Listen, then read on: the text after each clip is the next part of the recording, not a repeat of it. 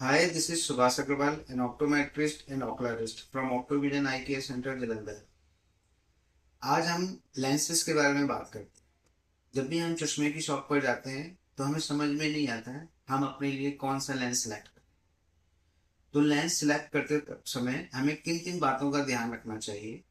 तो लेंस लेते समय हमें मुख्यतः तीन बातों का ध्यान रखना चाहिए: लेंस इंडेक्स, लेंस टाइप और लेंस की कोटिंग। लेंस इंडेक्स, अगर हमारा चश्मे का नंबर 3 नंबर से कम है तो हमें नॉर्मली 1.50 इंडेक्स ही लेना चाहिए। अगर आपका चश्मे का नंबर 3 से 5 के बीच में है तो आपको लेंस इंडेक्स 1.56 चूज करना चाहिए।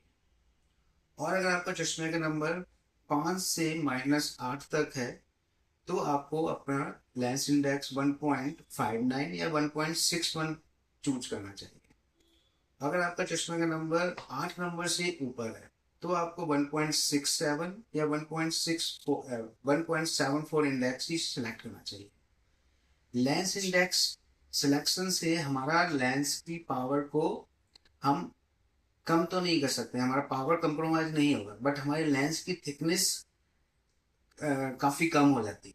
जैसे जैसे हमारा चश्मे का नंबर बढ़ता है तो हमारा लेंस की थिकनेस बढ़ती है, और यही लेंस इंडेक्स आप सही सिलेक्ट करेंगे तो आपके लेंस का थिकनेस काफ़ी कम हो जाती है, जिसकी वजह से आपका लेंस काफ़ी ज़्यादा बल्जी नहीं लगेगा और वो लाइट वेट भी हो जाएगा और फ्रेम में सही से फिट भी हो जाएगा, जिसको पहनने से आपको कंफर्टेबल महसूस होगा। अब बात करते हैं लेंस टाइप की।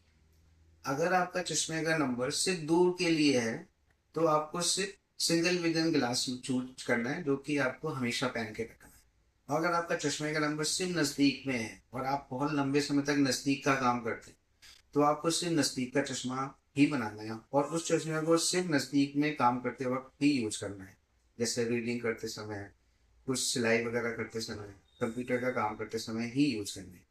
और अगर आपका चश्मे का नंबर दूर का भी है साथ में नज़दीक का भी है तो आप अपने लिए बाईफोकल ग्लासेस यूज कर सकते हैं, जिसमें ऊपर दूर का नंबर रहता है, नीचे गोल टिक्की बनी होती है जिसमें नज़दीक का नंबर होता है।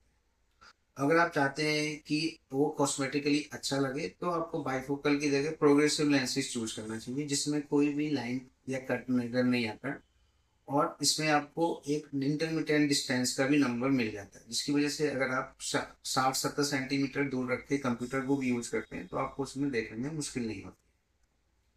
अब बात करते हैं कोटिंग की, जो कि बहुत ही इंपॉर्टेंट है। सबसे पहले आ जाता है एंटी रिफ्लेक्टिंग कोटिंग या anti glare coating. Anti glare coating सभी लेंसेज में होना ही चाहिए। इसका होने का रीजन ये है कि अगर आप without anti glare coating lens लेते हैं तो जो लाइट रेजेस होती हैं विदाउट एंटी ग्लेयर कोटिंग में, लाइट रेजेस 90% ही क्रॉस हो पाती है, 10% रिफ्लेक्ट हो जाती है, जिसकी वजह से हमें ग्लेयर की प्रॉब्लम महसूस होती है।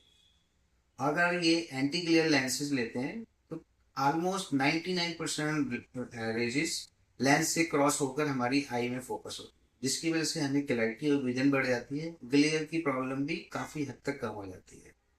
सो एंटी ग्लेयर कोटिंग होना ही चाहिए। अब बात करते हैं एंटी स्क्रैच कोटिंग। हर लेंस में एंटी स्क्रैच कोटिंग होना ही चाहिए। एंटी स्क्रैच कोटिंग होने से स्क्रैचेस जल्दी नहीं आते हैं लेंसेज के ऊपर, इसकी लाइफ बढ़ जाती है। नॉर्मली आजकल सभी ही लेंसेज में एंटी स्क्रैच कोटिंग होती ही है। अब बात करते हैं ब्लू ब्लॉक कोटिंग की। ये कोटिंग उन लोगों को लेनी चाहिए जिनका काम डिजिटल डिवाइसेस पे बहुत ज़्यादा है। अब बात करते हैं फोटोक्रोमेटिक लेंसेज। फोटोक्रोमेटिक कोटिंग, ये वो कोटिंग होती है जब हम सनलाइट में जाते हैं तो ये कलर चेंज करते हैं।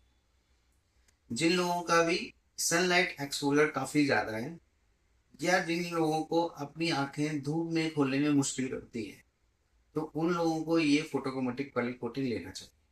ये कोटिंग जब धूप में जाते हैं तो कलर चेंज करता है, और जैसे ही आप इनसाइड आ जाते हैं तो ये नॉर्मल लेंस से होगा।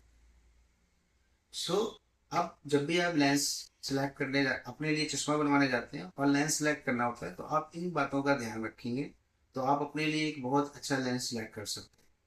Thank you.